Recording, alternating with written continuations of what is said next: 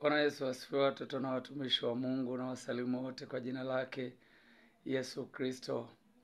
Ninamshukuru Mungu, ninayo furaha kubwa tena kukualika katika wiki nyingine ambayo Mungu ametupa. Na ni wiki ya kuwa na semina ya neno la Mungu kwa njia ya mtandao.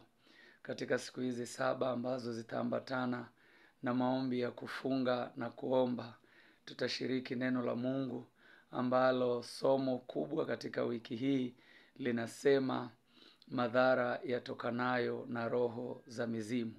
Tunakwenda kujifunza madhara yatokanayo na roho za mizimu.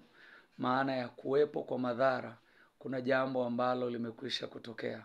Sasa tunajifunza ili watoto wetu wasipite na sisi tusiendelee kuteseka wala kuteswa na mizimu. Ninakualika sana kupitia ukurasa wa madhabahu ya hewani. Amen.